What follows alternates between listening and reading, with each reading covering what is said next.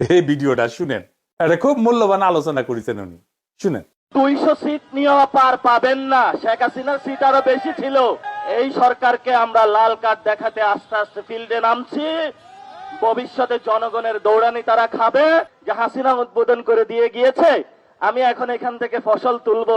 কয়েকদিন আগে প্রধানমন্ত্রী পোল্টি মারলেন, বললেন যে আমি সংস্কার করব। হ্যাঁ, আপনারা ভোট দিন। ইলেকশনের পরে যখন ক্ষমতায় বসলেন তার খোঁজ নাই। প্রধানমন্ত্রীর পোল্টি মারার লাইন নিয়ে এখন তার মন্ত্রীরাও একই পথে হাঁটছেন। যেই মন্ত্রী বললেন এই 2 বছরে কোনো প্ল্যান নাই, 1 মাসের মাথায় আবার উনি হলো বিদ্যুৎ এবং ডিজেলের অক্টেনের মূল্য বাড়িয়ে দিলেন। এই সরকার হলো একটা পোল্টিবাজ সরকার। এই পোল্টি মারার সরকার হলো জনগণকে দিয়ে সকালে এক কথা বলে, দুপুরে আরেক কথা বলে, রাতে আরেক কথা বলে। আমি গ্রামে ছিলাম এই ঈদে, 5 দিন ছিলাম। 5 দিনের নামে নাম মাত্র মূল্যে হলো কারেন্ট এসেছে। আমাদের যারা তরুণ যুবা মানুষ, যারা আপনারা ঈদে বাসায় গিয়েছেন, এখানে অনেক মানুষ আছেন মধ্যবিত্ত ফ্যামিলির, বাসায় এলাকায় গ্রামে কোথাও বিদ্যুৎ নাই। কয়েকদিন আগে শুনলাম তারা নাকি পারমাণবিক বিদ্যুৎ চুল্লি উদযাপন করেছে। সেটা নিয়ে সরকার যেভাবে সবার কাছে ঘুরে ঘুরে বেরিয়ে যে হাসিনা উদ্বোধন করে দিয়ে গিয়েছে, আমি এখন এখান থেকে ফসল তুলবো। যাক, এখন তো জনগণকে কিছু দেখাতে পারবো। তাহলে ভাই আপনি আবার কেন বিদ্যুতের দামটা বাড়াইলেন?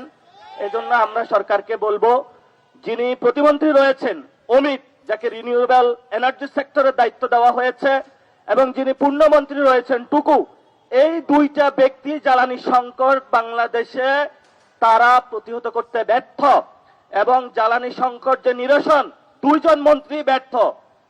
জনাব তারেক রহমান, যদি জনগণের লাঘব এবং জনগণকে সংকট থেকে মুক্তি দিতে চান, এই ব্যর্থ 2টা মন্ত্রীকে সরিয়ে দেন। এদের দ্বারা বাংলাদেশের কোন জ্বালানি সংকট আমরা নিরসন করতে পারে না। এই মন্ত্রী বলেছিল যে সব জায়গায় আমার ডিজেল অক্টেন আছে, কিন্তু আমরা যখন পাম্পে গেলাম সেখানে পাইলাম না। যখনই একটু দাম বাড়ানো হলো তখনই তারা তাদের পকেট খোলা শুরু করলো। এই সংস্কার বলেছিল বিচার হবে আওয়ামী লীগের, তারা আইবি রহমানকে মুক্তি দিয়েছে।